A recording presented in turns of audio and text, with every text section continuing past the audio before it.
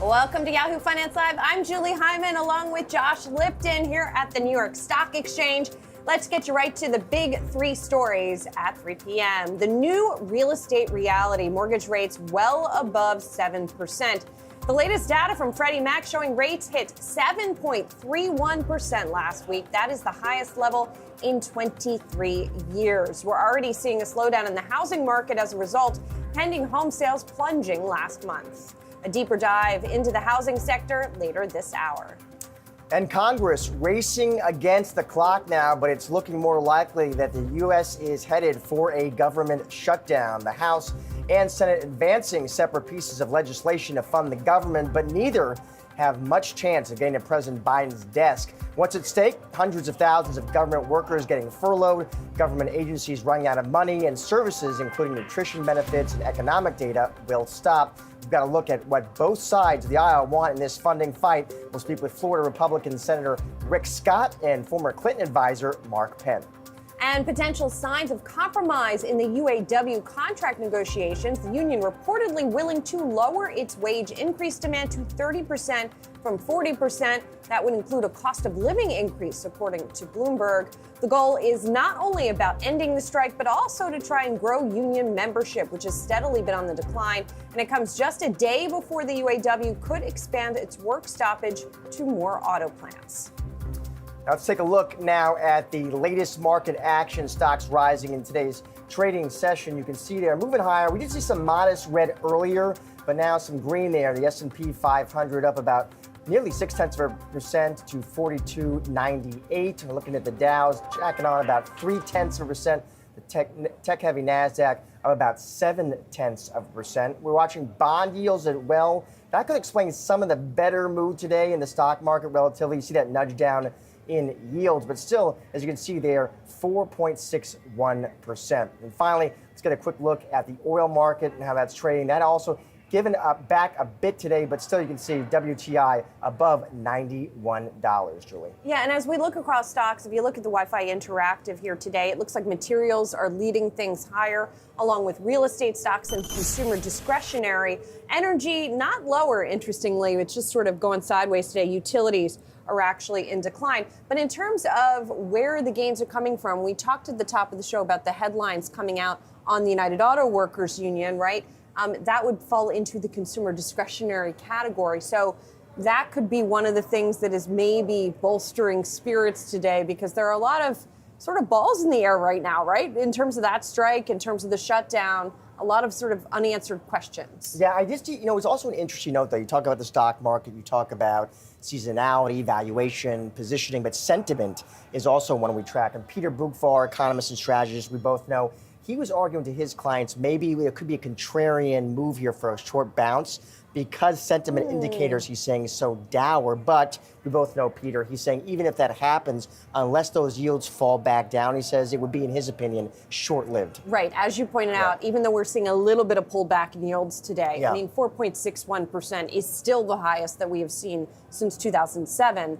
And so unless there is some sort of much more significant relief on the yield front, it's not going to create much more significant relief for stocks. Yeah, I mean, you are now in spitting distance of 5%. I think investors are beginning to think about how that economy and the capital markets, what does that mean at 5% versus 4%?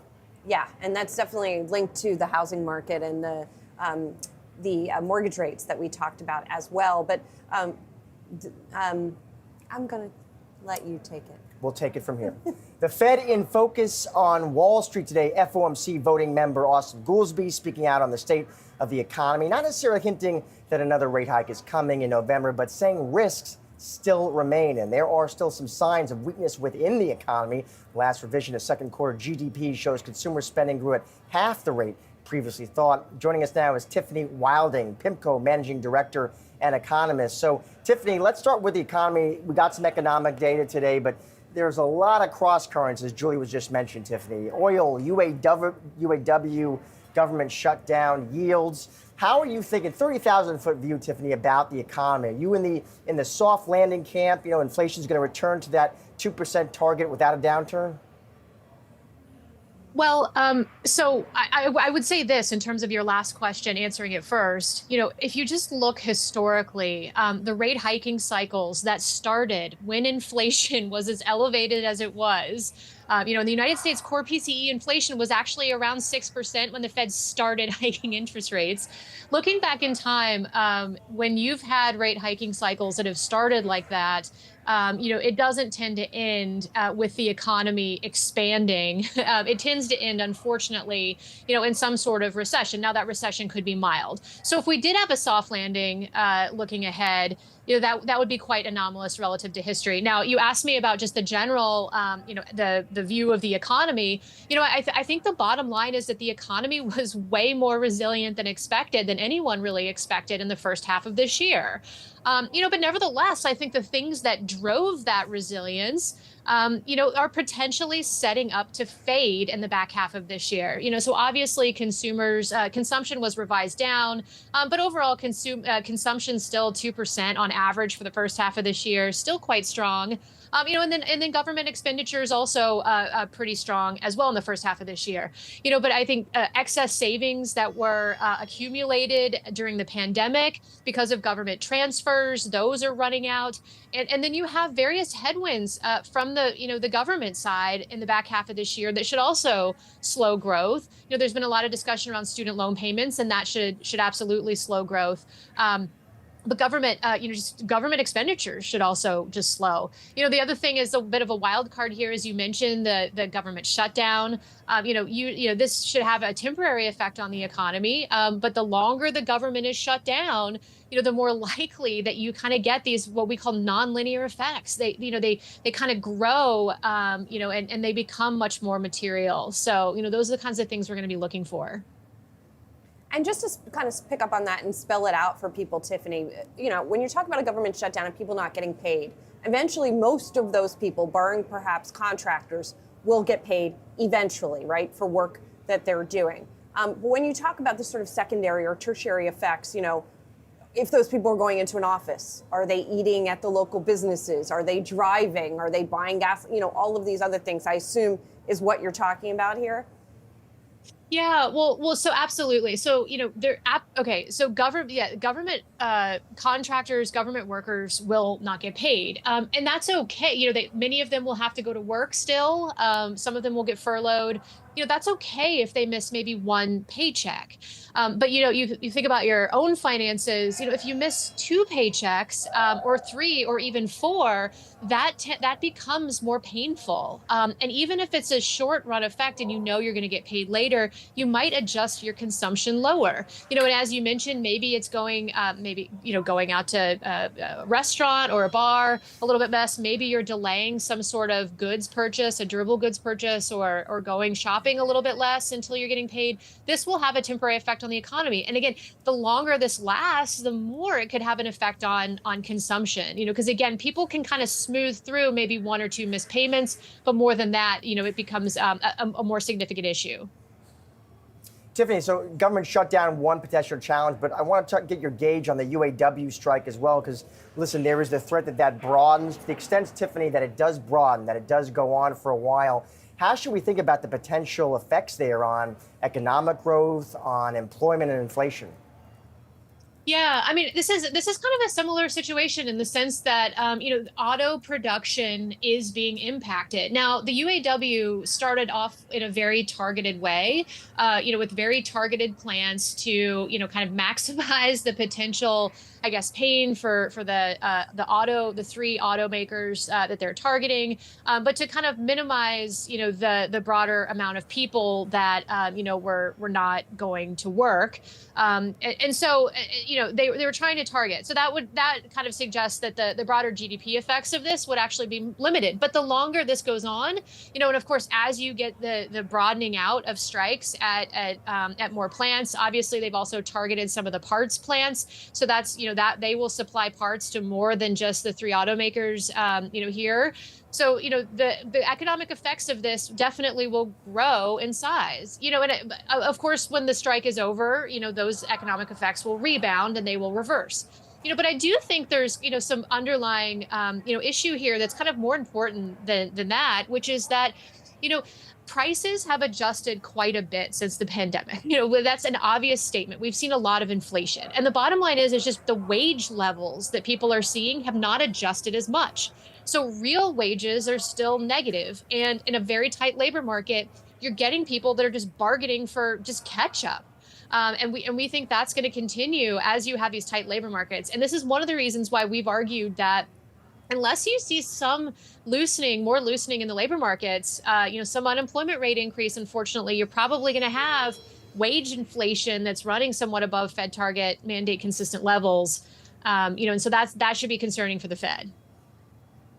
It should be concerning for the Fed, Tiffany, but this is something I always struggle with, which is that it's a good thing when people make more money, right? If they can spend more, I guess the problem is if their own wage inflation feeds into increased costs that they have to pay. Could we get some sort of magical situation where wages are rising at the same time that prices for everything else are not? Yeah, so you're absolutely right. So I would characterize it as real wage increases are very good for everybody. And that means wages that are increasing at a faster pace than prices. Now, there's several ways that we could get that. One way is just that, because of maybe technological innovation or investments on the part of firms that hire these people, they're just more productive. So the people that are working can do more. Fewer people can just do more with the capital that they have, right? And that would be good. And they would get higher wages without a big hit to profit margins. And then the broader economy would continue to grow. I think, by the way, I think there was a lot of that higher productivity assumption that was kind of embedded in the Fed's forecast that just came out. And productivity, by the way, is notoriously difficult to forecast. These productivity revolutions, you never know when they're going to happen. Obviously, there's a lot of good things that could potentially create a lot more productivity growth in the future. AI is the one that we've been talking about recently, but you never know how quickly these things are going to proliferate throughout the corporate sector and just really produce that productivity. And so if we don't get the productivity growth, the other way this sort of manifests itself is through margin compression. And corporate margins have been elevated since the pandemic. The supply shock that we got allowed corporations to just charge more for things, and people were able to pay them because they had a lot of excess savings that was built up. So as we move forward, I think the key question here is how much of this can productivity sort of offset these more elevated wage increases versus just corporate margins? And if it's corporate margins, that's bad for the equity market. And ultimately that will lead at some point to, some labor input adjustment and potential layoffs. Yeah, well, we'll see in the meantime if the Fed's assumptions on productivity do prove to be correct. Tiffany, thank you so much. Good to talk to you. Tiffany Wilding of PIMCO. It's time now to take a look at the top trending tickers, a few of them at least, that we are watching today. We're watching Nike shares. We're about an hour away from the company's first quarter earnings report.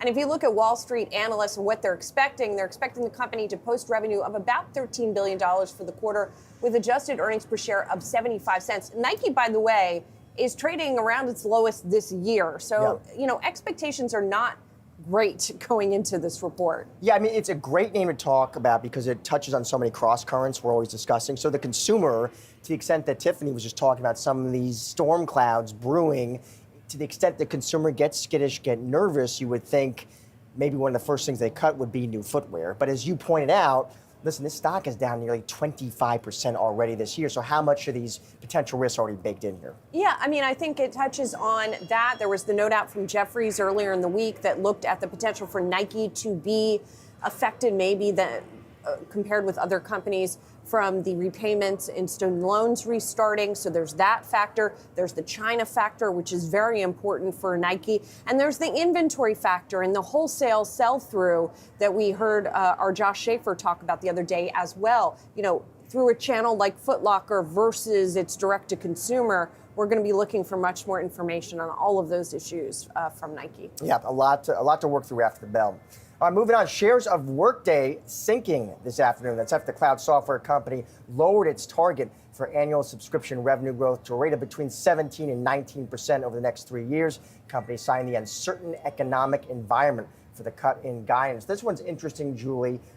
Down today, but Brent Bracelin, well-known analyst over at Piper, he was saying he thinks this move really reflects two things he was telling his clients. One is, he says, slightly more conservative stance after the appointment of the new CFO over there. And then, yes, you point out the reality of macro headwinds starting to hit. He lowered his price target, but he does still stay overweight the name. So he still rates this one a buy.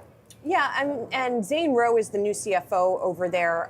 He took over in June after the CFO, Barbara Larson, stepped down. So sort of setting a new tone at the company and resetting expectations. I mean, that said, that besides Bracelin, the analyst commentary was kind of mixed as to, and you can see that kind of reflected in the stock, the negative reaction in the stock to this as well, that not everybody was sort of saying, well, this is just sort of a new finance chief putting their stamp on the company. It's a rough day. You can see the move there, although year-to-date still, what a performer, 26%.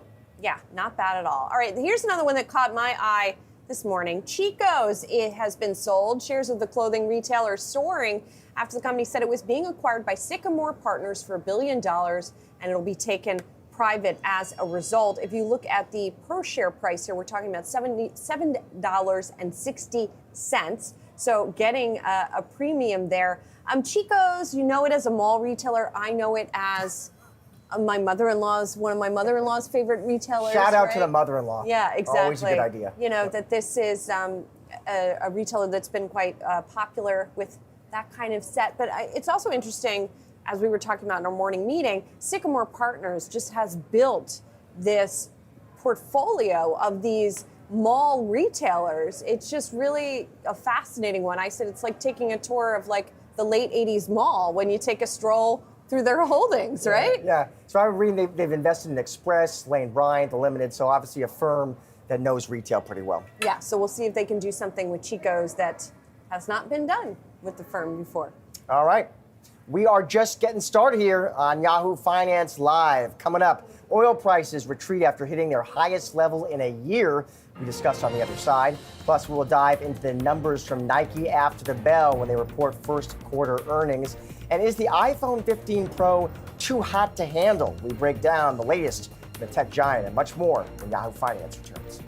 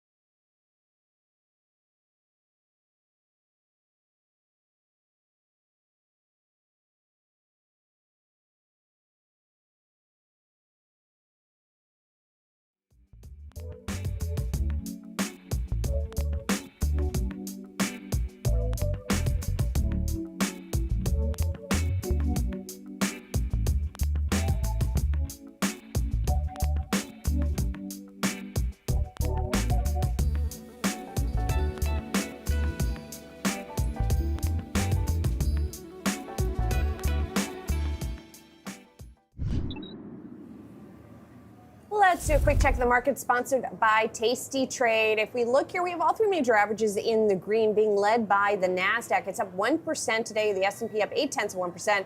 Dow rising about 170 points or 0.5%. We're going to dig a little more into all of this in a moment, but also taking a look at the VIX today, the volatility measure for the S&P 500. We have been seeing a little bit that come in a little bit. Things a little bit more benign as we see stocks rally in today's session. And I want to take a look at oil prices on the Wi-Fi Interactive here because it has been such a monster move this quarter, right? The biggest move that we've seen since early 2022. Oil futures are climbing about 30% in the past 3 months or so and above $90 a barrel. And that has also had big implications for oil stocks. Here you see what the sectors are doing today: materials, real estate, consumer discretionary leading.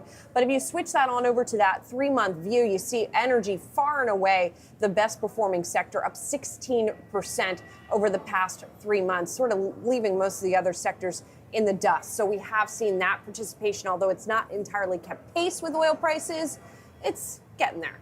Well, even as we have seen that big monster move in oil this quarter, oil prices are pulling back a little bit in today's session after hitting their highest level this year. The run-up in prices coming amid surging global demand, coupled with output cuts by Saudi Arabia and Russia. And recently, some analysts pointed to the possibility of $100 a barrel. Our next guest says there's a bullish longer-term horizon for crude. Joining us now, CIBC Private Wealth senior commodity trader Rebecca Babin.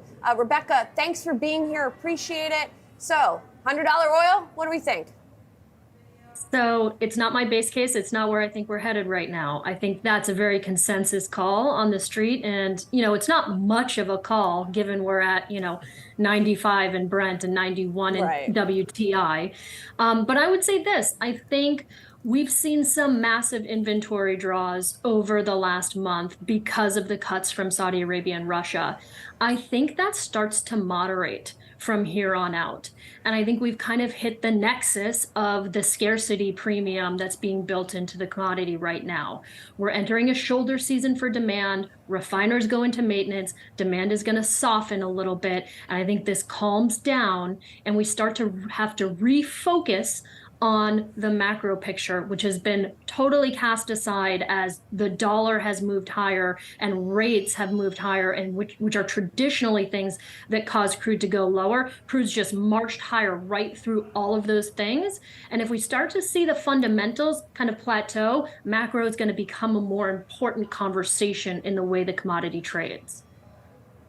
And Rebecca, can I ask you how sort of China plays into your thesis? There was a lot of people who thought, all right, post-COVID, boom in Beijing, it didn't happen. Obviously, the economy there sputtering. But then you got some recent economic data maybe showing some things are perking up. How does China play into your thesis here?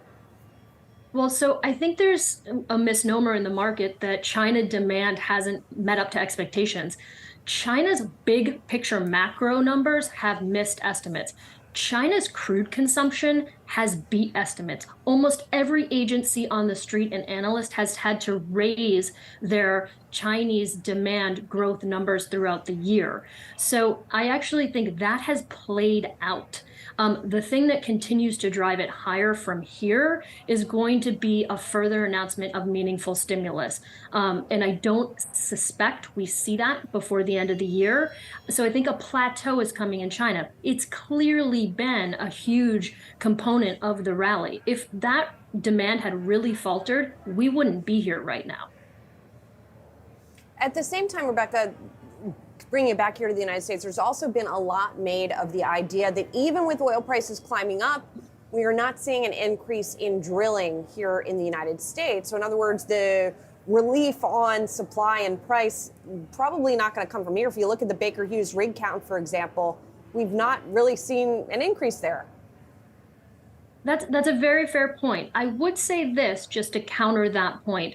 We are going to grow production in the United States this year by 800,000 barrels a day over last year. So it's not that the U.S. isn't growing. It is growing at a much more tempered pace than we've seen in the past. The reasons for that are cost of capital is significantly higher.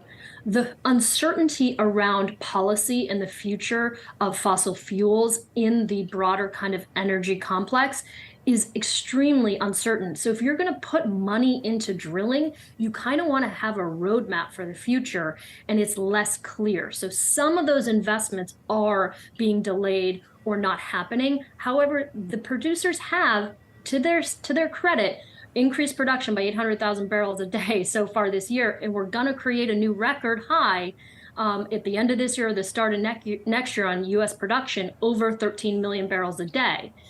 That growth is going to slow, however, and it is a huge factor as to why I'm extremely positive on the commodity over the medium long term. You're losing all of your outside of OPEC supply sources that can come and fill in the market when prices start to rise. In 2 or 3 years, Saudi Arabia, Middle East, it's going to be the only game in town for increasing supply when demand picks up. And Rebecca, what does this all mean, do you think, for prices at the pump in the near to intermediate term as people either go to the gas station, they're topping off their tanks? What do you think they can expect? So seasonally, we are at very high levels for gasoline prices at the pump. We usually see a dip after summer driving season, and we really haven't seen that. That's a function of both crude prices being high, but more importantly, refining capacity being constrained. We don't have enough refining in this country globally. It's starting to pick up in 2024 with some projects coming online. But really, even if crude production increases right now, you might not see those drop in prices at the pump because you don't have refiners there to process it necessarily into gasoline. So I think higher for longer, unfortunately, we talk about interest rates, is probably around in gasoline. I don't think we go skyrocketing into 5, but I also don't think we see a huge pullback. Maybe we get a modest moderation, 10, 15 cents over the next couple months, but I think they remain higher for longer. And then finally, what are the implications for energy stocks? We've got ExxonMobil that's trading around record highs here. And even though the percentage gains haven't necessarily kept pace with the underlying price of oil, like these energy stocks have been doing pretty well this quarter. They definitely have. And I think that is a part of this story, which is they've been extremely capital disciplined. They continue to buy back shares, reduce debt, and that has helped them kind of navigate the volatility in crude. Here's the thing, though. They have lagged the commodity, and that's because the back end of the commodity curve out next year hasn't rallied nearly as much as the front end. Why? Because Saudi Arabia has 1 million barrels sitting on the sidelines they can bring back in a second. Right. So everyone, including the energy producers, as we spoke to earlier, know that crude is likely coming back over the course of 24. So it's kind of kept a cap on energy equities, which price their valuations off the longer end of the curve. I think they're going to crush it over the next 3 to 5 years as they continue to be disciplined and take advantage of higher prices and grow moderately. But they might not always keep up with crude. All right, Rebecca Babin, thank you for stopping by today. That was really helpful. We appreciate it. Thank you. Chinese property developer Evergrande dealt another blow. Chinese authorities suspecting the company's chairman of committing crimes and subjecting him to mandatory measures. This as the company's shares are to remain halted until further notice. Here with more on the latest developments is Yahoo Finance's Akiko Fujita. Akiko. Yeah, Josh, all these developments come just 1 week after the company scrapped a critical offshore debt restructuring plan and then canceled key creditor meetings, raising further questions about the future of the company. As you noted, the company's chairman, Hui Ka-yen, has been in the crosshairs of Chinese authorities since the company defaulted on its debt 2 years ago, essentially triggering a broader housing crisis across China. Bloomberg News has reported that Hui, as obtained by Chinese police earlier this month, he's been held at a location in Beijing, according to local reports. Overnight, the company released a statement saying Hui had been placed under arrest on suspicions of involvement in, quote, illegal crimes, prompting Evergrande's Hong Kong listed shares to be halted. Now, it's worth noting the context here and why these headlines have caused so much jitters in the market. Number one, real estate accounts for roughly 30% of the Chinese economy. So it is the single biggest driver for growth in the world's second largest economy. Evergrande is the biggest player in that space, and it has really played a critical role in fueling this growth that we have seen in real estate, the primary driver in the economy. But they did so by piling on massive amounts of debt. Evergrande has roughly $327 billion in liabilities, according to the most recent numbers reported in June. The key question moving forward is going to be how close the company is to insolvency and whether the company can even go about restructuring its debt, in part because regulators have placed serious restrictions on the company issuing new notes. Over the weekend, the company released a statement saying it's unable to meet the qualifications for issuing new notes because its main subsidiary is now under investigation. So this story far from over. And by the way, guys, while we're talking about the chairman being under investigation, their CFO, their former CEO, and other staff members have also been detained by police and investigated as well. And obviously, it could go bigger implications for the Chinese economy, questions over what kind of stimulus China is going to have to add into its economy, partly stemming from this situation. Thank you so much for the update. Really appreciate it. We got much more markets action coming up live from the New York Stock Exchange. Stay tuned. You're watching Yahoo Finance.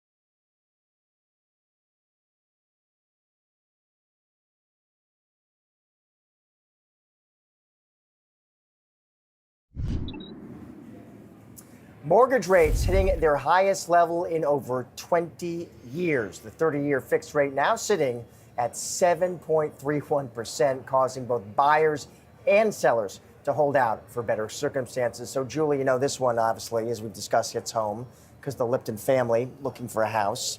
And I'm doing everything right. I've got the realtor, I got the loan pre-approved, but a couple things going on is one, supply limited. That's what we hear a lot, which makes sense because if you're a homeowner and you're locked in at 2 or 3%, you're not going anywhere. No, you do not want to have to buy a new home and pay, even if you're downsizing, right? The total cost of what you're going to pay could be higher, you know, which is just fascinating here. So we also got pending home sales data today, and this is the data for August, down 7.1% just month over month. It was a lot worse than estimated.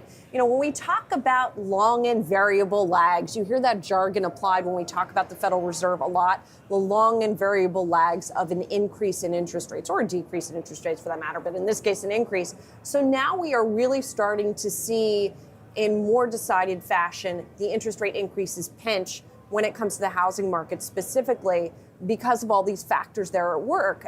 There's another chart that we've been looking at that looks at the total monthly costs that you will be paying in your mortgage now on a median home with this interest rate. Yeah. And so the monthly mortgage payment has gone to $2,351 now from just $977 in 2020. I mean, you can see the effect that we've had there, to your point, if you can even find a So in house. other words, we're renting for a while. That's what you're saying. Is that the bottom line? I hope that's not what I'm saying. I'm confident that you guys will find something. I need that kind of support. Yeah. So on the supply side, limited supplies, we noted, for reasons that are totally reasonable. And then on the demand side, affordability with these mortgage rates. So I'm not sure how you actually break through, except maybe demand becomes so strong. Does it bust through the impasse and people think, you know what, I have to make a move. There are life changes. I need a house. Maybe. I don't know. I hope for your sake that something changes. Thank you. Thank you. Well, despite the gains today, market's still on track for a losing week, and we're heading into the final day of trading for September tomorrow. Stocks are on track for their worst month of the year. Jared Blickery, he's behind us on the floor of the New York Stock Exchange. You can see him in the distance there. Jared, what are you watching today?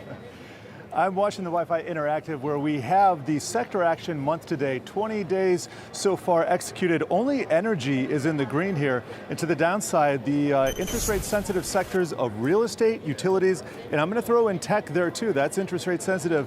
All of those are down 6 to 9%. So pretty bad price action. September, famously, supposed to be the worst month of the year, and it's looking like it's about to happen here with one trading day away. Now, I went through and back to 1961 or 1960, I tracked the results of each month into the end of the year, September through November. And this purple line down here that looks kind of sad and going the wrong way, that is September. And that just shows you the negative bias it has. But we do have October to look forward to. And guess what? That is that cyan line up there. After that, we have December, and then November is actually the best. Now, not necessarily smooth sailing through October, even if we do get gains. That's because it is a highly volatile month. And we have seen the VIX pick up over the last couple weeks, specifically since that Fed meeting. And that's as interest rates are higher, heading higher, and also bond volatility heading higher. And all of this suggests, I'm going to do something on a little bit of a short-term basis here. I'm going to show you VIX seasonality is looking like into the middle of October, basically October 12th. That's when we usually see the VIX turn, head higher, and then turn down. So we could have another spike. This is just a propensity, but I did calculate what usually happens into the end of the year when we have July, the market returns through July positive, and then a negative August and September. That tracks what we had this year. Guess what? October, positive 71% of the time. November, 86% of the time. And December, 71% of the time.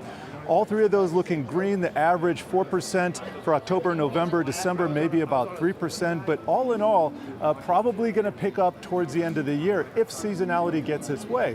Those are just tendencies. We can have other things that interrupt, but all in all, what I'm looking for is some short-term headwinds into probably the middle of October, maybe the middle of the second week there, and then maybe we can get that relief rally and get started into an end-of-the-year rally, if that is what is in the cards, guys. All right, Jared Blickery, all the action from the floor at the NYSE. Thank you, Jared. And third quarter earnings season is right around the corner. Our next guest says the key is to keep your expectations low. Thomas Hayes, Great Hill Capital Chairman and Managing Member, joins us now. So Thomas, let's start with September. We know it is typically not a good one for the bulls, and this year it's proven no different. We're down about, the SPX is down about 4%, more than 4%. You expect that, Thomas, to carry into October? Well, Josh, thanks for having me. I think right now we kind of have had a washout. And to your point, the secret to happiness in life is low expectations. And that's exactly what we have in this information vacuum going into earnings season. As a matter of fact, earnings estimates for this quarter are negative 20 basis points, 0.2%. And what we've seen for the last few quarters is that estimates have been too pessimistic by 3 full percentage points. So if you knew coming into earnings season that earnings could be up 3 or 3.2% by the end of the earnings season, would you want to be short?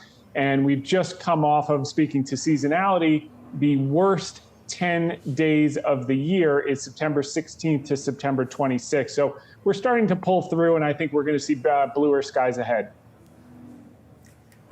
What about the sort of backdrop, though? You know, we've been talking, Tom, a lot about the shutdown, the strike, you know, the sort of now delayed impact of interest rate increases on things like housing.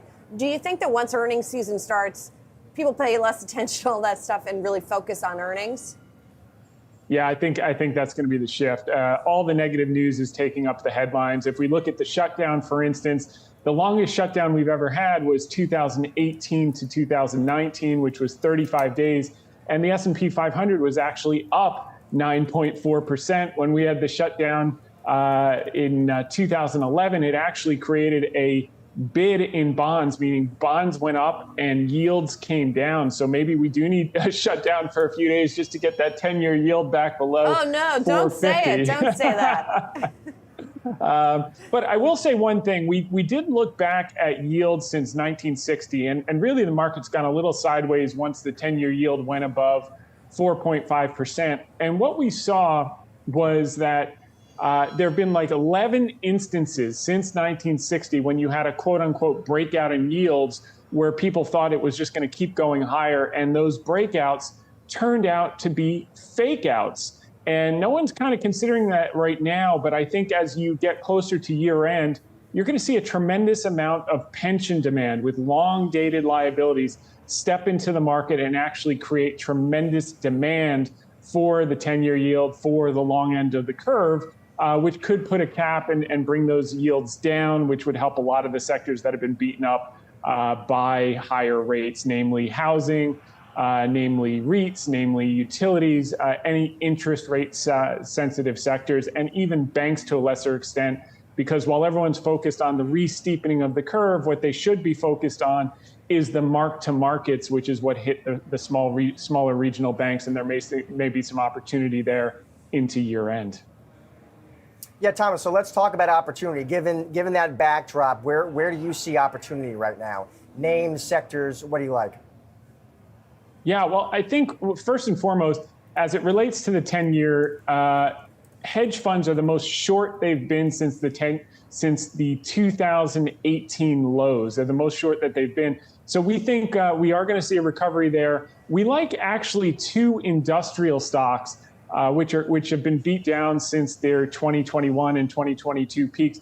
Both are down. One's down 67%, one's down 80%. The first one is Stanley Black & Decker. And this sounds like a boring business. It kind of is, and that's a good thing as far as we're concerned. 85% of their business is tools. Think DeWalt, think Stanley, think Craftsman. And 15% is industrial, which is going to benefit from the Inflation Reduction Act as hundreds of billions of dollars come into the market over the next few years. When you think construction, you think tools, and they kind of control the market. What has happened, like many of these companies, is they over-ordered because they couldn't get parts, so they just put in a lot of orders. They built up those inventories, and they overhired. And they're working through both of those issues. They've taken down inventories by $200 million. They're going to take them down by $750 million to $1 billion by the end of the year. And they've taken out a tremendous amount of cost. They've already taken out $430 million in cost. They're expected to take out over $2 billion in cost by 2025. Now, why does that matter, Josh? That's $13 a share in cost. And when the stock was trading at $209, they were earning $10.85. So if you think about normalized earnings plus the cost reductions, you could have a stock earning $15. And whether you put a peak or trough multiple on, that could be a double over the next 12 to 36 months. So we think there's tremendous opportunity in Stanley Black & Decker as they recover. The other one you like, Generac, has been one, man, that one has been beat up quite a bit. Recently had a recovery, I believe it was yesterday, after the company basically said things are not going to get worse. They didn't cut their forecast, they just reaffirmed their forecast. But it too has seen these really uneven sales trends.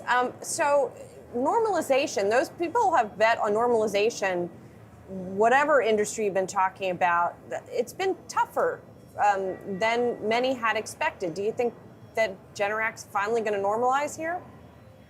Yeah, I think it's overshot. I mean, the stock is down 80% off its 2022 peak. So I think that it's priced in kind of a worst case scenario. This is the Kleenex of home standby generators. When you're going to buy a generator, you say, I'm going to buy a Generac.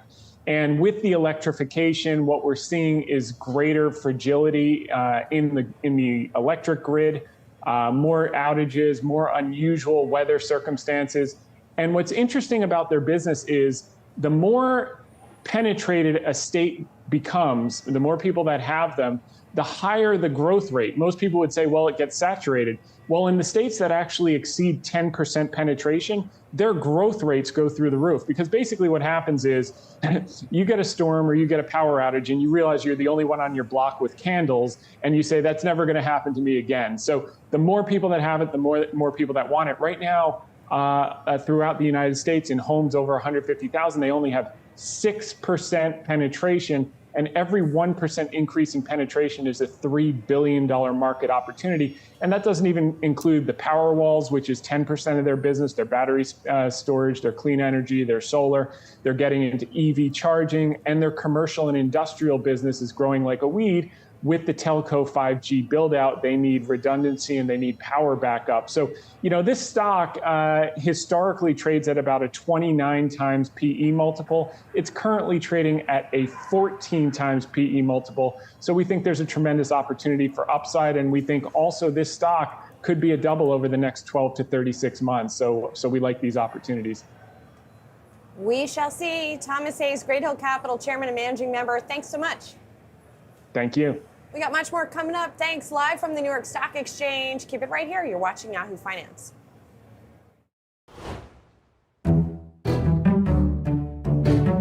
There's always hope, and I don't believe in a no-win scenario. We understand what a shutdown means to the government, to the American people. I certainly do not want that, and so we also have some other Republicans on the more moderate side that certainly don't want that. It's an interesting situation. I hope that during this weekend we can come to some solution and come back and work it through. The odds of a shutdown are increasing. Modern, mature governments should not be shutting down. It's certainly a crazy impact, probably an impact on the markets, an impact on the economy, an impact on all of the government operations essential to keep society humming along. And right now, the House is talking about going out for 5 days and coming back next Tuesday. And at that point, they would just have till midnight Saturday to work out a continuing resolution. So things are looking worse than they did a couple days ago. The real problem right now is Speaker McCarthy continues to be really led around by a very far-right extreme contingent in his caucus. Look, at the end of the day, if Speaker McCarthy agrees to put up for a vote in the House the kind of bipartisan proposals that we're sending from the Senate, I'm confident that they would pass. The question is whether he will put the country before his own interests and move forward in that way.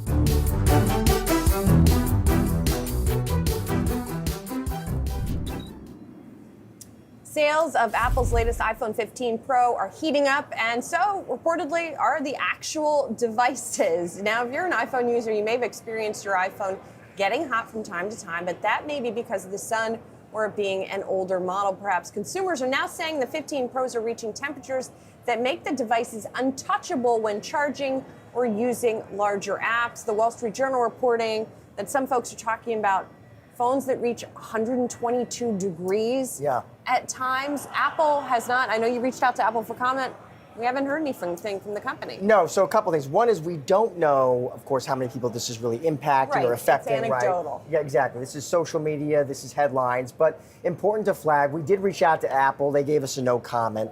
Remember, Apple has said in the past, listen, devices can warm up when you're first setting them up, or maybe you're restoring from a backup. Of course, then they should return, Julie, to a normal temperature. We'll see. But listen, this is a big moment for Apple, not the headline I'm sure they love there, because if you are bulled up on Apple, if you're an Apple, this is a big moment. You are hoping that Tim Cook took the stage and excited consumers about these devices, these new devices, especially those high-end, higher margin devices, the Pro line, right? You want to see a meaningful upgrade cycle and reaccelerate growth of this company. Yeah, you definitely do. And, you know, Apple has experienced these kinds of things in the past. One can't forget Antenna-gate. What year was that when they came out and they had to replace? Right. You know, they have had to make tweaks to the phones before, but this seems to be, at least the speculation that I've seen, is that it's something in the construction of the phone. These are titanium phones. Titanium does not allow the release of heat from the phone like other materials do, so that appears to be one of the issues. So I don't know if it's widespread, which again we don't know for sure. I don't know what and the the fix would titanium, look like. of course, was a big selling point. I know it sounds small, but really it had an impact on durability and weight. Again, Apple not commenting, so we'll see how this one plays out. We will. Coming out of the pandemic, consumers were excited to spend again, but they were indulging more on experiences like travel and concerts rather than on material things, and it seems that trend will continue when it comes to gifts as well. A new report from JLL finds Americans will be spending around 13% less on physical products this winter and finding space in their budgets to indulge themselves in the lead up to the holidays. It comes as today's GDP figures show the economy grew at a solid 2.1% annual pace in the second quarter, but consumer spending turned out to be weaker than originally reported. Joining us now to talk about all this is Naveen Jaggi, the president of retail at JLL. So Naveen, thank you for joining us. Glad to be here. Thanks for the invitation. So Naveen, bottom line with this survey, this was interesting. Holiday shoppers, you all say, plan to spend a healthy $958 per person this holiday season. How, Naveen, does that stack up versus last year? It's about flat from last year. And as we talked to a lot of consumers, what we got feedback from them was that they feel cautiously optimistic about the holiday season. Job security is still strong, wage security is strong, but they can't help but feel as if maybe the dollar's not going as far as it used to. And we know that for the sake of inflation today. So overall, I think the consumers say, if we're going to spend money on something, let's spend money on an experience, whether that's going to a concert, to a ball game, going with a family to, say, Orlando or some theme park. But we're hearing much more about consumers today spending money on an experience other than just buying another TV or home furnishings or soft goods. Well, and are they going to be gifting these experiences, Naveen, right? Is that what they're doing instead of buying gifts for other people? They'll buy them experiences, or are they just not going to be getting this stuff at all and just be getting experiences for themselves? Like, how's this all going to play out? It's a fair question. They're going to buy stuff. I mean, there's going to be, but I think they're going to be balancing their budget. And I'll be very honest. I mean, my family is a perfect example of a family that's looking at experience this year versus buying stuff. I've got a family of 5. This year, we're taking a family trip for the first time in about 12 years during the holiday season. We looked at our family and said, do we need more things? We decided that we probably want to have a family experience. So we may buy each other a few things as to put underneath the tree. But I think we're just hearing consumers say that they can gift something as simple as a movie theater ticket or going out to a concert just as much as giving a gift of a purse or a dress or soft goods. So yeah, you can gift an event as much as you can gift a purse or a product.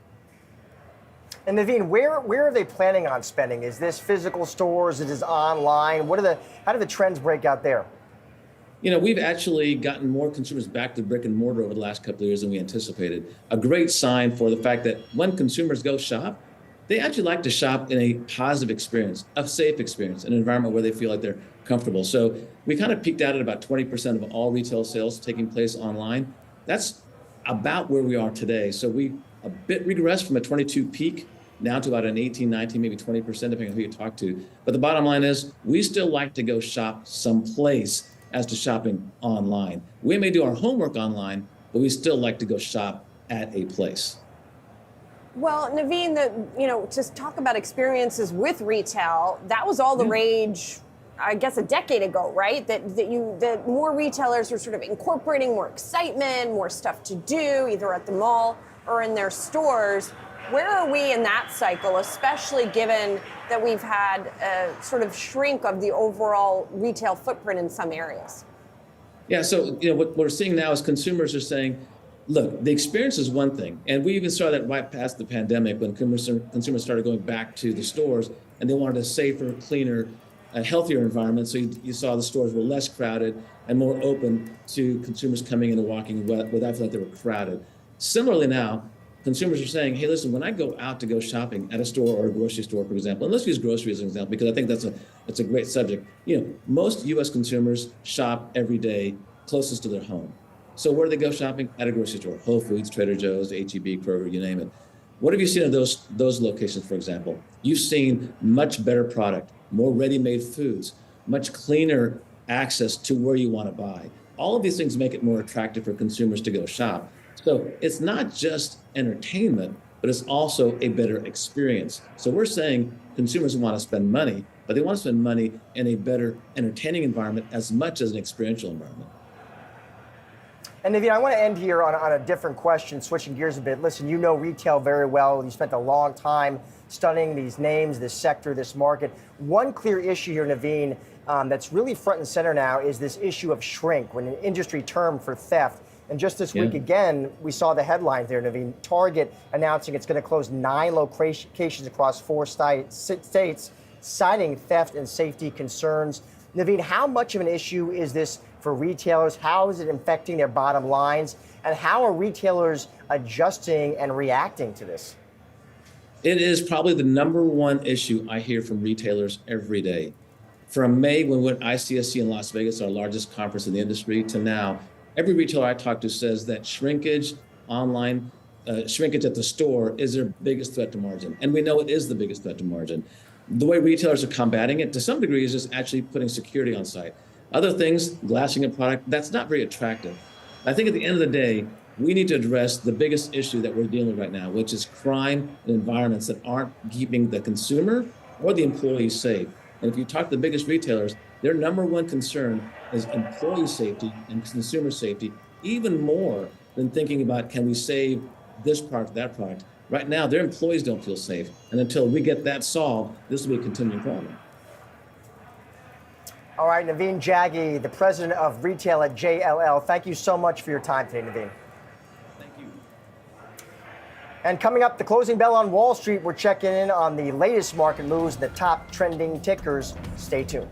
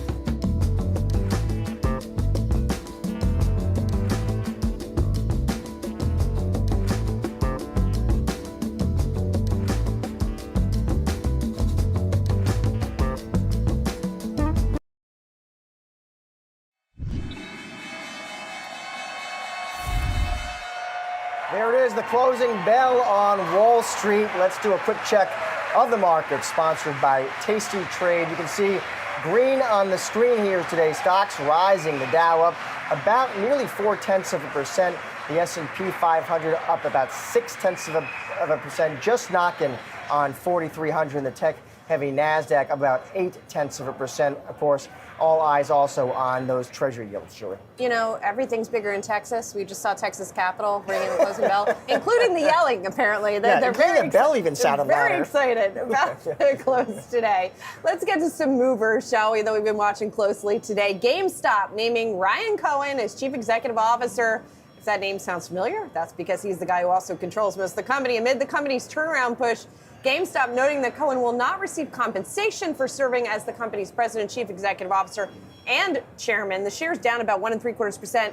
Cohen owns about 12% of the shares of the company, and he's basically overseeing the removal of executive. First he hires them, then he fires them, then he steps back in. So we're seeing that happen. Yeah, it also interested me, Julie, because this news comes. Remember that the Wall Street Journal has reported that the SEC is actually investigating Cohen's ownership and sale of Bed Bath & Beyond. Oh, that's right. Which is interesting. You know, obviously, another company that became a meme stock. So interesting context there of what's going on that board. Speaking of interesting context, Michael Pachter over at Redbush. I saw that note. I love Pachter. He was out with quite a note here on GameStop today. He says the new initiatives of the company have failed spectacularly. And he says, with no experienced retail executives to advise Cohen, we suspect that GameStop will continue its path to oblivion. We remain convinced that GameStop is doomed. You know, this is why I love Michael Pachter, because I'm unsure where he sits. I know exactly where Michael's coming in. That's what I love. Yeah, I don't know if any of the meme stock fans are still with this company, but it has been a rough ride. Not Michael Pachter. I don't know if he was ever a fan. All right, JetBlue becoming the latest airline to slash its forecast. The company trimming its revenue outlook, citing headwinds such as soaring fuel costs, weather disruptions, and lighter than expected bookings. And this one, Julie, so this stock now, we are down about 30% this year. Not a lot of love on the street either. About 70% of analysts rate this one a hold, so they are on the sidelines. Yeah, definitely. And, you know, we've seen a lot of the airlines come out with warnings related to higher jet fuel prices. JetBlue has done it twice. So in that sense, investors not terribly happy that this is what's been happening. And in this case, there have been some of the airlines, most of the airlines have talked about higher fuel prices. Some of them, particularly on the bargain side, have also talked about lower demand. And so JetBlue doing that in addition to the higher fuel price dynamic seems problematic, right? Yeah. If you're going to have lower income consumers, there are those that are hit the most by some of the challenges we're seeing in the economy. It makes sense then that the lower cost airlines might feel some more pain from that. Investors and analysts have their concerns. Yes, most definitely. All right, let's go from JBLU to JBL, Jabil Circuits, that is. Electronics manufacturer Jabil reporting an earnings beat and delivering stronger than expected earnings guidance. Those shares soaring some 19% today. It's interesting because analysts are not saying that this is a huge gain for the company, a huge beat for the company. Earnings per share, $2.45, $2.32 is what analysts have been looking for. At the same time, it did announce it's going to be selling its mobility business for $2.2 billion. So that is also helping matters. Yeah, and here, to your point, analyst commentary I was seeing on this one, earnings upside, sturdy operating margins. This one, stock is up more than 80% already this year. Big run. Yeah. All right, well, here is something you don't hear often. Your utility bill could actually go down next year. That's according to economists at the Energy Information Administration, who predict on average residential electricity prices in the U.S. will decline by 1%. Here's Ines Ferry with more. Ines. Yeah, Josh, and usually energy prices go up. When we're talking about electricity year over year, they tend to go up. In fact, the last time that they went down was in 2016, down 1%. The time before that was in 2002, also down 1%. So you can imagine, even during the Great Recession, you didn't see electricity prices going down.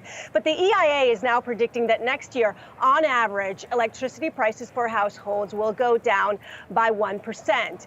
And the main driver of this is because of natural gas prices, which are down 35% year to date. They're down more than 50% from their peak back in 2022. And natural gas is used to make electricity. Now, I know what you're thinking. Wait a second. If natural gas is going down more than 50%, then why is my utility bill only going down by just 1%? And that is because there's a lot more that goes into the cost of electricity than natural gas. It's also the transmission lines. It's also the delivery of electricity. And I spoke to one economist that thinks that the EIA data, he says, look, I don't believe that prices are eventually going to go down next year by 1%, because he says investors are not investing in putting their money into new power plants because there's no return on capital. Why would you make new plants in order to backstop rising prices? And he said, quote, Wall Street understands how this game is played. Now, in all fairness, also, this is in some parts of the country where you will see, again, this is an average of a decline of 1%, because in Oregon, California, Hawaii, electricity prices next year are expected to rise by 4%. In the Northeast, they're expected to go down by 2%, but keep in mind, this year, they've gone up 16% in the Northeast. Maryland and the Carolinas, prices there are expected to go down next year by 3.7%. And the eastern north central states like Illinois, Indiana, they're expected to go down by 2.5%. And guys, for this year, the average is to go up by 4%. All right. Well, Inez, thanks so much for the information. Even if it's not that happy for some of us. It's not too much of a relief, but it's a very complicated industry. It is. Thanks a lot for helping walk us through it. Appreciate it. Thanks. Well, Congress continues to race against the clock, but it's looking more likely that the U.S. government is headed for a shutdown. The House and Senate advancing separate pieces of legislation to fund the government, but neither has much chance of getting to President Biden's desk, at least not right now. The government funds run out on Saturday night. Joining us now, Republican Florida Senator Rick Scott. Senator, thank you so much for being here. At this point, it seems like a lot of the haggling is going on the House side, but what can you tell us about the Senate and sort of where things stand? Well, I think both the House and the Senate would, we don't want government to shut down. I don't know. I've not talked to anybody that says they want government to shut down. Now, what they do want is they want us to actually pass budgets, which, at the Senate side, we're not even talking about budgets. There's 2 days to go, and I don't know why Chuck Schumer has decided this year, oh no, he did the year before and the year before that. He doesn't even talk about budget all year. So I think that people are frustrated. I think the public wants us to balance our budgets. They want us to not shut down government. They want us to secure the border. So hopefully both the House and Senate will pass something and come together before Saturday night so we don't shut down government. I'm optimistic. And Senator, my understanding is that your colleagues in the Senate, they did advance this stopgap bill to keep federal funding at current levels until November, basically buy some time to keep the government open. But from what I've read, you oppose that because the bill doesn't include enough money for disaster relief? Well, this is 1 year anniversary of Hurricane Ian. I've been asking for a vote for months, probably since January, to just say, let's fully fund FEMA so they can do their job. And let's make sure our farmers get relief through the Department of Ag. I've had a simple bill. The Democrats blocked it a week ago. This doesn't just impact Florida. We had the wildfires in Maui. We had the hurricane in California. We got flooding in Illinois. Every state's right now getting paid out of the Federal Disaster Relief Fund. And I don't know why Chuck Schumer and the Democrats are opposing it. It doesn't make any sense to me. So it's not going to prevent us from passing something, but this is so simple. I don't know why we're not doing it. Well, senators, that bill is not that simple because it is an agricultural bill that includes the provisions you talked about, but it also includes a provision that would nullify the Biden administration's push to allow the abortion pill to be sold in retail pharmacies, which has nothing to do with agriculture as far as I can see. So why not just try to pass a clean bill that doesn't have that in it? That's not part of my bill. My bill only does basically two things. It provides the funding for FEMA, which they are part of disaster relief. It's the Federal Disaster Relief Fund. And number two, allow the Federal Department of Agriculture, which they've done in the past, use block grants to work with our state's Department of Agriculture. That's all my bill does. And so I don't understand why this bill wouldn't have gotten done months ago.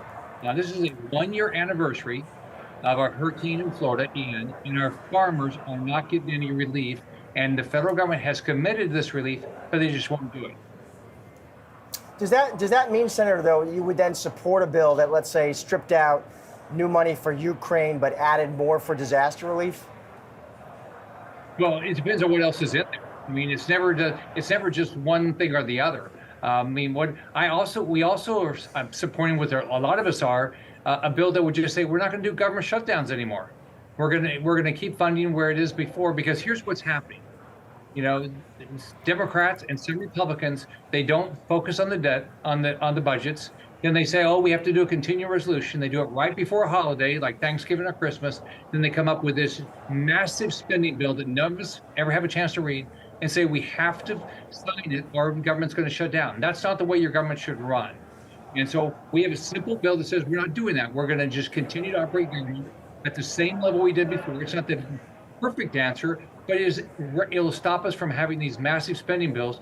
We're at $33 trillion worth of debt. You watch what's happened to interest rates. You watch what happens to inflation. The inflation will not go down.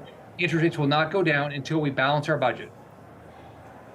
And Senator, I want to switch gears here a bit to another topic, because I know you've been outspoken on China and TikTok specifically. I wanted to get your response to this recent Wall Street Journal report noting that a string of high-level executives have transferred from ByteDance to TikTok. Some moved to the U.S., according to the journal from ByteDance's Beijing headquarters. What's your reaction to that report, Senator? I think we need to wake up. China has decided, their government has decided to be our enemy. Whether it's putting fentanyl through our system, killing 70,000 people, building a military to defeat us, threatening Taiwan, whatever you want to say. We need to stop and say, China is not our friend. We need to stop doing business with them. One, you as a consumer can do it, and our government should say, we're not going to do business. You're not going to be able to put TikTok on our social media, on our phones and stuff. It's toxic to our kids, and China is trying to demolish our way of life. We have to acknowledge this. And Senator, I can't let you get out of here without one question about that big Republican primary debate last night. I am just interested, Senator, in hearing who you thought really won that debate, who really stood out to you, and do you think it's even actually relevant, Senator, if former President Trump isn't on stage? Well, first off, I think the voters are winning because they're getting the opportunity to listen, and these candidates have the opportunity to tell their story. So as we all know, Trump is way ahead in all the polls. It's going to be hard to beat a former president, just as it's beat a sitting president. And look at the difference. When Trump was president, the border was secure. We weren't at war in Ukraine, and we had a great economy. So whether it's Biden is going to have to, if Trump's the nominee, he's going to say, what's he going to do better? Or if it's one of these, candidates that are running, they're going to have to say, what are they going to do that is better than what Trump did? But I think the voters are hearing from him, so I think the voters are winning. Senator Rick Scott, thank you, sir, for your time today. Appreciate it. Have a great day. Bye-bye. All your markets action ahead, live from the New York Stock Exchange. Stay tuned. You're watching Yahoo Finance.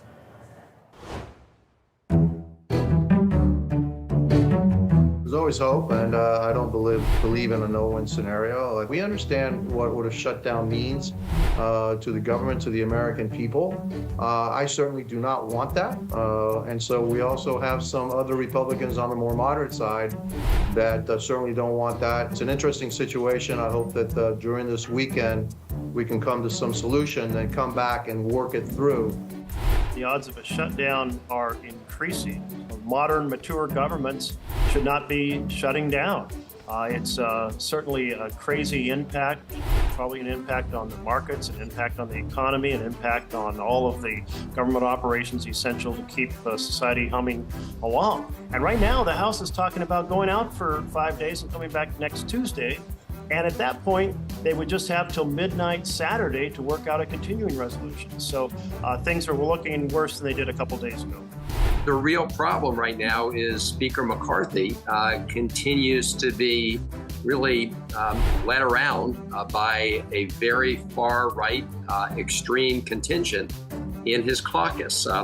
Look, at the end of the day, if Speaker McCarthy agrees to put up for a vote in the House the kind of bipartisan proposals that we're sending from the Senate, I'm confident that they would pass. The question is whether he will put the country before his own interests and move forward in that way.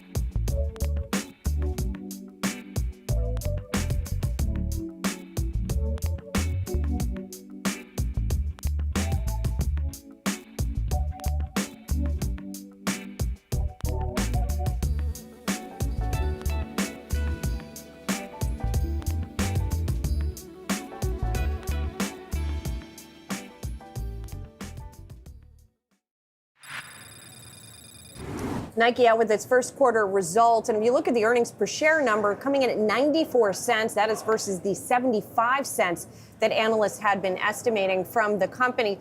Revenue in the fourth quarter up 5% to $12.8 billion.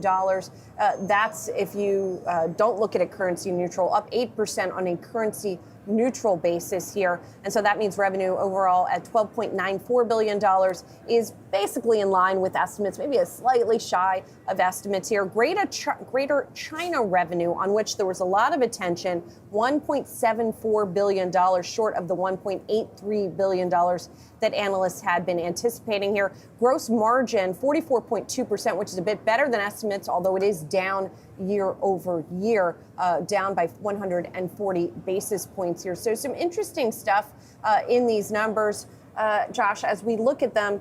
A lot of attention on that China number, a lot of attention on inventories, a lot of attention on wholesale numbers as well. Yeah, so the stock is popping about 1.6%. So at least initially here in the afterhours, of course, as we were talking about, it had gotten so beat down, Julie, heading into the print. I am very interested in China. I think that's a big market for Nike. Where's the business now and where is it headed? We know China's economy is weak, it's sputtering. I think this is a great read perhaps on the Chinese consumer. There is competition in that market too, not just the domestic brands, the home team, but also big brands like Lululemon have moved in. So very interested to talk about China and the cross currents there. Yeah, just to break down those China numbers a little bit more, I'm looking at the currency changes year over year in those revenues in China. Footwear revenue up 22%, again, the effects of currency. Apparel up 36%. Equipment, it looks like, up 19% there in China for that number. Now, I was mentioning the wholesale numbers, which I want to highlight as well, because Nike has sort of went all in on a direct-to-consumer strategy over the past few years and then backpedaled on that a little bit, and is still doing a lot of sell-through through places like Foot Locker, which we've heard some sort of not so great signals from as of late. Wholesale reported revenues, $6.7 billion in the fourth quarter. That's down 2% on including currency, up 2% on a currency neutral basis. So, not seeing amazing wholesale numbers there. Inventory about flat year over year, and a little bit lower than what analysts have been anticipating. So that actually might be a little bit of a positive number. It was interesting. I mean, heading into this print, there were analysts who were taking down their ratings because they were worried about the consumer, these storm clouds that were brewing. And their idea was, listen, to the extent that consumers start getting a little nervous, probably footwear apparel would be the first things they cut. Right, but will it be Nike footwear and apparel, right? Yeah. Does it have such a cachet? It's a strong that it is brand. More resistant. On the other hand, not cheap, Julie. Not cheap. That's true. Although there's a big range of prices for Nike merchandise, it is true. So let's get more on all of this here. Again, Nike earnings per share beating, even as revenue sort of coming in line to slightly light of estimates. David Swartz is joining us now, Morningstar equity analyst. So David, first of all, just give us like your big picture impression here of this Nike report. Looks like the sales are pretty much as expected. Came in a little bit less than expected, but 2% growth is pretty close to what I had. I think I was at 2.2%. It looks like that by region, the Greater China sales were a little bit higher than I expected, up 5%. My estimate was up 2%. Looks like North America was soft, but that's not a big surprise because we have seen a lot of slowness in apparel sales in North America, especially in department stores recently. And it looks like, again, the standout region for Nike was EMEA, up 8%. That was higher than I expected. And that region has really done well for a lot of multinationals, much better than expected, given that we have the war in Ukraine and other issues. So all in all, the sales look pretty good. Margins look a little bit better than expected. Gross margin looks like it's about 50 basis points above my expectation. Now, Nike has a history of consistently beating margin expectations. And so, I think there's a little bit of sandbagging that Nike tends to bring down expectations to make it easier to beat them. And David, I want to get your take on something I was just talking to Julie about, which is some of your colleagues on the street, they were taking down their ratings heading into this report. And one big reason was they were clearly just feeling a little bit more nervous about the consumer dealing with different challenges. We know rising energy prices, hiring, borrowing costs, David, the resumption of federal student loan payments. And the thinking was, well, if people are going to cut anything, immediately could be the new footwear and clothing. I just want to get your take on how you're thinking about that potential headwind, not just in this report, but looking ahead for Nike. Well, Nike, of course, has the advantage that it's a global business. So some of those factors that you mentioned would really apply to the United States, maybe the US and Canada too, but wouldn't necessarily apply to all the regions where Nike sells its products. So there's been also a lot of concern about the rate of the economic recovery in China from the COVID restrictions last year. And it has been kind of slow, and the economic data from China has been kind of poor. But it seems like Nike has come back a little bit quicker than people expected in China. And in North America, I think expectations, as I mentioned, were low to begin with. So I think people understand that there are reasons to be concerned. And we certainly heard this from a lot of other apparel companies in North America, that demand right now is not that strong. We have seen a shift away from buying apparel and footwear towards other things like travel. And we have the loan repayments coming up soon. Maybe that's a little bit exaggerated, because it's not the first time that people have had to make payments on their student debt. So people are kind of acting like it's never happened before, but of course it has. I think that Nike has shown that its brand is very strong and that its pricing is strong and that demand can overcome some of the macroeconomic factors that may be hurting a lot of other apparel producers. I'm also curious about this strategy that we talked about, this sort of balance between direct-to-consumer and wholesale channels. Do you think that they have that balance correct at this point? I think it's something that Nike is still working on. We have seen this year that Nike has reversed itself with a couple of retailers, including Macy's and DSW, that it had in the past, it pulled out of those retailers. Now it's going back in, apparently because Nike decided that it lost too many customers by cutting them out of their wholesale partnership list. So, I think that Nike is still working on getting the right balance. There's a lot of debate among investors as to whether Nike's move towards direct-to-consumer will be margin accretive in the long term. Nike certainly says that it will be, and I tend to believe that it will be, and that's what I model. But it could prove to be a little bit more difficult than Nike expects because there is a lot of extra cost also in running a direct-to-consumer business. And David, let me ask you about China as well. Obviously, a very important market for Nike, but you look at that economy right now, it is weak. There's competition, not just from domestic brands, but of course, from the likes of Lululemon. Talk to me about how you see that opportunity for Nike in China. The opportunity is still huge. I mean, given that China's population is more than triple, quadruple the United States, and its spending on per capita on athletic equipment and apparel and footwear is a fraction of what it is in the United States. So someday the Chinese market could be much larger than the U.S. market. Right now, it's already the second largest in the world. It is a very important market for Nike. Nike certainly does have a lot of competition there, but it has less competition than it does in the United States. Nike has thousands of stores in China, and it has #1 market share. Now, as you referenced, Nike has struggled a bit with competition from the native Chinese brands, Li Ning and Anta especially, that have done pretty well in the last few years. They benefited from some political issues in China, as well as perhaps their own products and the COVID issues in China too. So we have seen a bit of a change in the market over the last few years, but I think Nike is coming back pretty well. It's certainly coming back better than Adidas. Adidas has reported just horrible numbers in China, and I think Nike is coming back stronger than they are.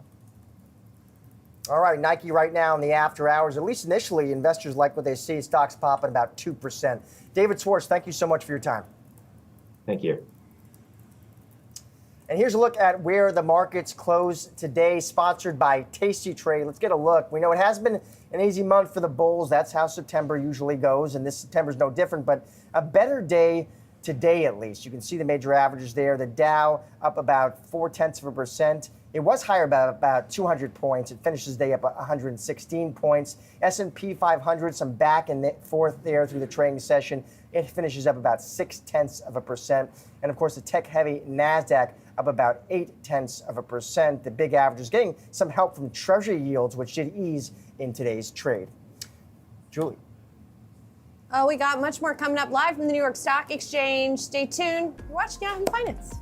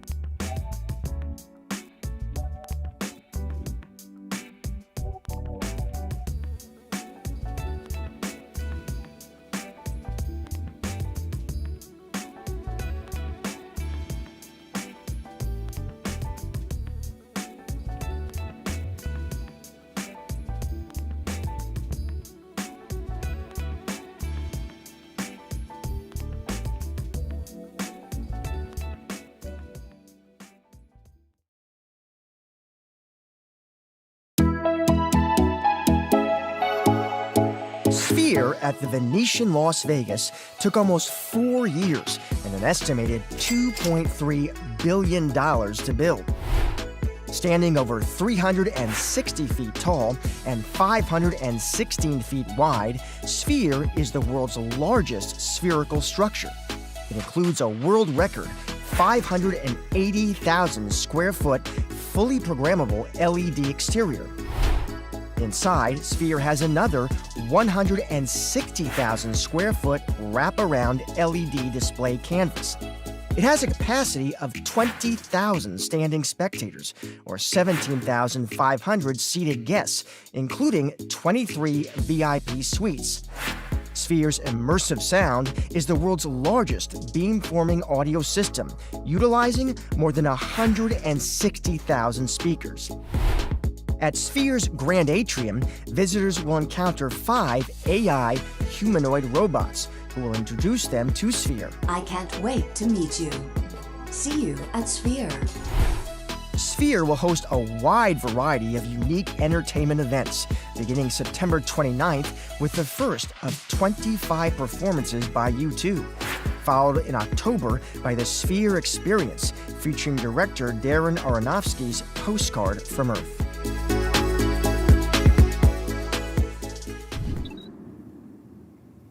Congress quickly heading toward a government shutdown, but it's not what Americans want. A new poll from Monmouth University finding 2/3 of people say they want to see a resolution on the federal budget before the deadline at midnight on Saturday, and they don't feel either party is looking out for their own personal economic well-being. Joining us now is Mark Penn, former advisor to President Clinton, now chairman and CEO of the Stagwell Group. So, Mark, let me get your thoughts on this. And I heard Mark, Speaker McCarthy, on another network this morning saying he's hopeful a deal will be reached, says at the end of the day, we will get this done. Now, Mark, he didn't say which day, but I want to get your take, Mark. You know Washington backwards and forwards. What do you think? Can we avert this shutdown, or do you think it's going to happen? Well, I worked for President Clinton back in the day when the Republicans planned the shutdown as an affirmative idea. And I had pulled out that was really not going to be a good idea, and it rebounded against them. So, you know, those who were around then kind of remember that, and so Republicans know that a government shutdown has so far been a very unproductive strategy. The problem is simply that, you know, there is a caucus within the caucus of the Republicans that maybe is daring that maybe there should be a shutdown run by, headed by Matt Gaetz, and it only takes 5 representatives to kind of tank the whole thing if the Republicans are going to have their own bill versus one passed with Democrats. So, you know, if I were betting, I would say 65-35, we do not have a shutdown, but I don't think it's an insubstantial notion that we'd have one, although, you know, a lot of people won't notice the difference. Well, and sort of on that front, you know, who wins and loses, Mark, in the eyes of the American people? Poll numbers clearly show, as we were just talking about, that Americans want Congress to compromise. They don't want the government to shut down. But by the same token, as you just mentioned, like most people won't, you know, unless you work for the government, it's probably not going to make a big difference in your life. Well, not the way shutdowns are done today, where the Social Security checks still go out. Right. Back in the original shutdown, they realized, oh my God, we can't do it. Look, as you said, that's the poll that people blame the Republicans. They're the House. What is a compromise? Is a clean bill a compromise? Is a compromise what McCarthy's been working out? Is a compromise what the Senate has been working out? Look, there are a lot of people, including the Problem Solvers Caucus, that's been working on solutions to this. You know, the best thing is if McCarthy can keep his coalition together, then he could get something that will have some spending restraint along with the CR, and that probably would be overall the most helpful. And if that doesn't happen, then the question is whether McCarthy is going to put his speakership at jeopardy by letting people go with a Democratic bill, or whether it's going to come from the Senate. One way or the other, I don't think it's going to go the way of the UAW.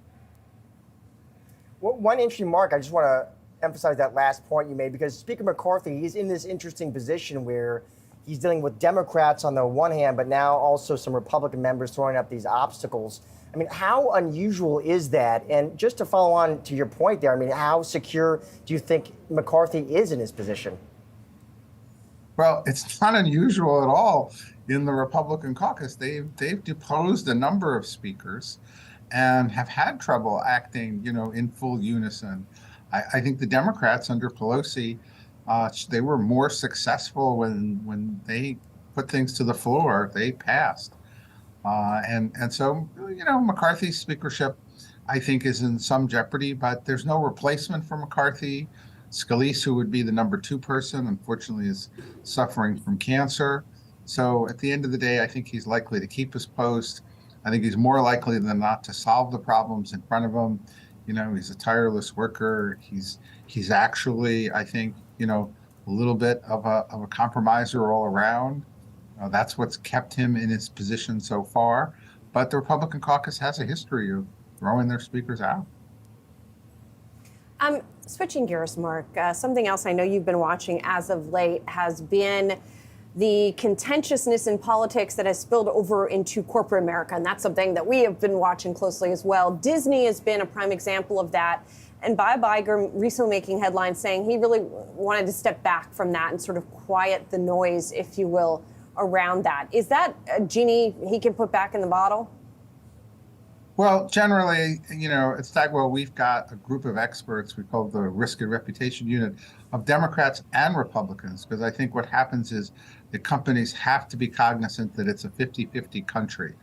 And when they get involved into hot button political issues, they'll take what's an 80% brand favorability, turn it into 50%, and they can lose 30% of their customers, or even if only half. Mark, if I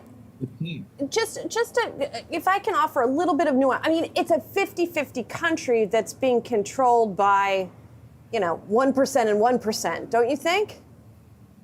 Yeah, well, but it's a 50-50 in terms of, okay, if you get involved in a political issue, right, then typically if you're in every person's product, that's very different from if you're a Patagonia, or frankly, what we find is if it's really been in your corporate blood for a long time and already part of your corporate ID, I think Disney was in a difficult position, and I think that they try to be in every person's company, and so consequently, it's not surprising to me that they step back, from those kinds of more hot button issues, because they need to have a very broad constituency that really uses their products and is comfortable with them. They need to be 100% almost in that constituency. And so that's where what we try to do is get Democrats and Republicans, as a combined consulting unit for such companies, so that they don't just listen to one side, that they really understand that there is a whole nother way of viewing things, both in the big cities, in the rural areas, suburbs, in the Midwest. And so you really got to understand your customer base, your employees, your shareholders, all of those stakeholders when you get involved in politics. Getting involved in politics is difficult enough for the politicians. All right, Mark, we got to leave it there. We'll have you back soon. Mark Penn of the Stagwell Group, appreciate your time. Thank you. Coming up, we're heading back uptown to our studios and checking in on some of today's top trending stories. Stay tuned.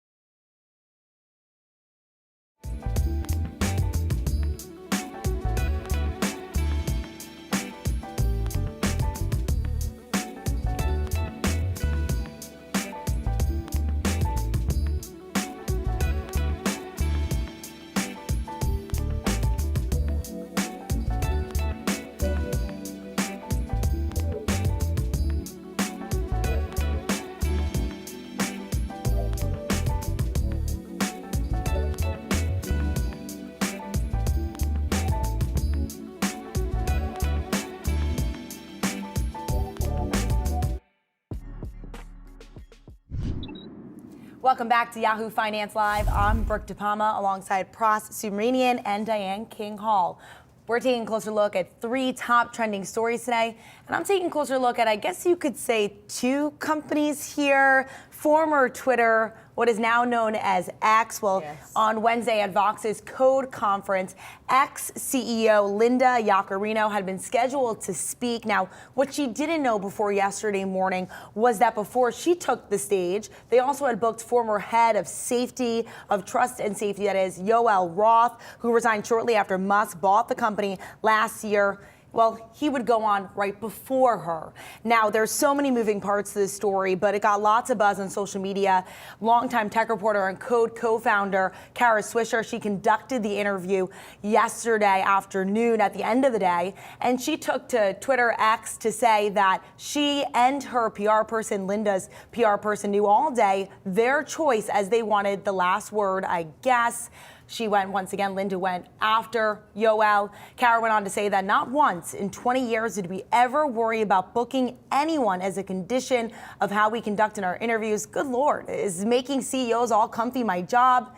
It is not. And, you know, feel free to weigh in. A lot of buzz on, I call it the artist formerly known as Twitter. A lot of buzz there, a lot of buzz in articles that we've seen, including one from our own Ali Garfinkel, who did some great reporting. She was there. I said, because I only saw a clip from it, I couldn't find the interview in its entirety for either of them. And the bit that I saw with Yaccarino, she was very defensive. So you could tell she came across as being a little bit on edge, especially when asked questions about Twitter possibly coming at a cost now. Had Elon discussed that with her? And she asked for the question to be repeated. And she just came across very defensive in that piece of the interview. The rest of the interview, as I'm sure you know, Pras, is going to be loaded on Kara's podcast. She said it's going to be up. It's not coming up yet, but I am looking out for that. Yeah, well, you know, it seems to me that she got really flustered because they were asking Yoel Roth about how safe is Twitter or X, and he said it's not. It's worse. It's bad. We just had a report today the NFL was complaining about their content running alongside white supremacist content, right? So there's a lot of going on there. We found out, you know, Musk cut half of the staff that's doing the safety stuff. So you have Yoel Roth going off on Twitter, and you bring on Linda Yaccarino. She's totally flustered. It seemingly sounded like she couldn't handle sort of the heat there and was sort of flustered. And that caused some problems. And people were kind of snickering in the audience, like, what's going on here? Right. And it's like, it's definitely this old guard versus the new guard kind of thing. And even though she was apparently, I mean, Kara says she was told ahead of time. Now, look, Ali sent a schedule that they had beforehand, and Yoel wasn't listed on that original schedule. Right. It was apparently updated. She was that morning yesterday. It seemed like a total surprise that this guy's gonna come on before me. She comes on, Ali Garfinkel said that it was a strange sort of scene there. They pulled the Q&A mics for before. She was the only one that they weren't the audience was not allowed to ask questions. And then Elon Musk came up and she said, I would love to work for Elon. Who wouldn't want to? And a lot of people raised their hands saying like they wouldn't want to work with him. Right. And I think what was interesting was that Linda just sort of adhered to this factor of this is a new company. And she did say that Yoel and I don't know each other. He doesn't know me. I don't know him. I work at X. He works at Twitter. So we'll continue to follow the story of the evolution of the social media platform. Right. I'm watching some more meltdowns here. This is mostly more of a mileage meltdown, right? So Delta, as you know, Delta allowed some changes, like some really draconian changes to their mileage plus their sky mile system, basically changing it so that, you know, miles don't matter for status. It's all about the dollar spent. They changed access to the lounges, meaning people who have the Amex Platinum card or the Delta Reserve can't go as often as they'd like. And finally, they made it sort of harder to use the credit cards to actually get qualifying dollars. And these credit cards, Delta said that I think like 1% of all like GDP can go through their cards. So it's kind of an incredible thing. So people very upset about this. This is a huge swath of Delta passionate sort of users. They're complaining about online. So I think Ed Bastian, CEO of Ed Bastian, saw something, and he said at a conference recently or during an interview, we're going to walk back. We're going to take a look at this and walk back some of these changes, because what I think happened is that they probably saw the data over the past week. And they probably saw medallion members, what they're called, their purchase probably plummeted compared to a year ago last year, and they're probably like, whoa, what's going on here? People we are don't upset. want to lose those members who are They spending probably so saw much it on the in the week. They platform. probably saw that bookings go down for those medallion members, and this is a big problem. It's really a tightrope that he has to walk with maintaining the membership they have and courting new members. And, you know, part of the issue is people complained about the long lines they had to deal with. And so they're like, okay, so how can we keep this as a premium offering? And figured out, I mean, they tried some things last year, such as like, say, a staff member who's flying standby can't use that premium lounge. So I guess they're still trying to figure out, and they're going to have to make some changes. And JetBlue poked some fun at it on Twitter. What do they say? Come on over here. Come to our loyalty program. And that's what we're seeing is these other airlines sort of capitalize in the last few weeks on this opportunity to get more loyalty members on their platform saying, hey, you know, we're building out our suites. We have these offerings. We'll let you in. You know, forget Delta, essentially. And as we're seeing, I mean, it'll be interesting to see in the next earnings report how this really plays out if we did see a huge drop there. But I also find interesting is that, you know, I do cover a lot of fast food, a lot of food chains. Starbucks earlier this year announced a change to their loyalty star rewards program, and they didn't change it. That was it. It stuck around, and people are just willing to put up with it. Well, we'll come back to coffee another time. You got me intrigued, though. We'll talk about another loyalty play, if you will, members only kind of thing. You know how you can get gas and groceries at Costco? Well, apparently you can also get gold. Ooh. Gold bars. Gold. Yes. I'm on edge. Yes, exactly. I want in on this, but you have to be a member. Right. So the deal is apparently they've been selling gold bars, and this is something that came up in their recent earnings call. The CFO talked about this. It was a small point made in the earnings call. Look, they're selling 1 ounce gold bars. They've been selling out in hours, apparently. Costco CFO said, I've gotten a couple of calls that people have seen online. We've been selling 1 ounce gold bars, yes, but when we load them on the site, they're typically gone within a few hours, and we limit 2 per member. So they've been selling for just shy of $2,000, so around $1,900 for an ounce.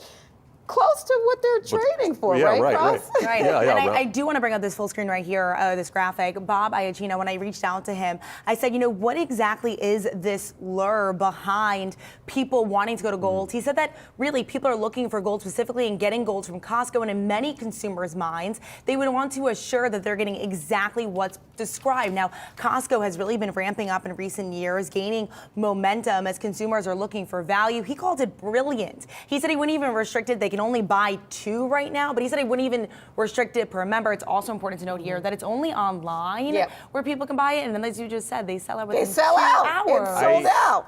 Like physical gold is such a crazy thing to own as like an inflation hedge. Like you can buy ETFs, guys. You can buy as much gold as you want on this exchange. But he said that with Costco, it's a reliable name. People are less likely to go to their financial advisors. This is Bob saying this. But physical gold, like you don't need to have like we put in a vault in your basement. The off the grid people, you know, you're gonna shave the little shavings off the pay. Here's my Starbucks shake. Here's a little couple shavings of gold. Exactly. Look at TikTok. Make a TikTok account. Look how many videos people are uploading right now saying, hey, I bought gold at Costco, and this is actually helping me build wealth. I saw it's very fascinating. So this is a big thing, right? This is a big thing, I don't exactly know how they drop them or when they drop them. I don't know if there's some sort of method behind that, but what I do love on the Costco calls is that Richard Galanti, the CFO there, just sort of drops these quick wealth, some knowledge. Oh, by the way, on shrink, we'll just mention that. By the way, we have gold, and it's like this insight into anything you really want to know. Just like an aside, huh? A side hustle that Costco's doing. Forget the hot dogs, forget the banners. I know, exactly. This is the new thing that Costco's pushing. Exactly, that's right. Costco's got gas, groceries, and gold. All right, we'll leave it there. Coming up, it is closing time here on Yahoo Finance. We recap the top stories of the day. Get you set for tomorrow. Stay with us.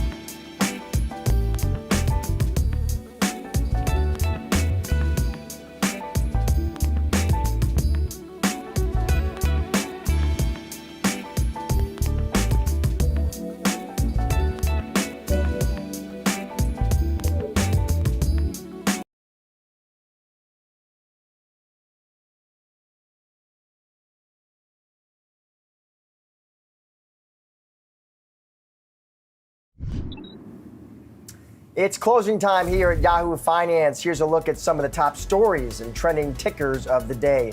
Two major victories for food workers. In New York City, a judge ruling against Uber, Grubhub, and DoorDash, losing a bid to block a minimum wage law for delivery workers. The law will require companies to pay delivery workers nearly $18 an hour.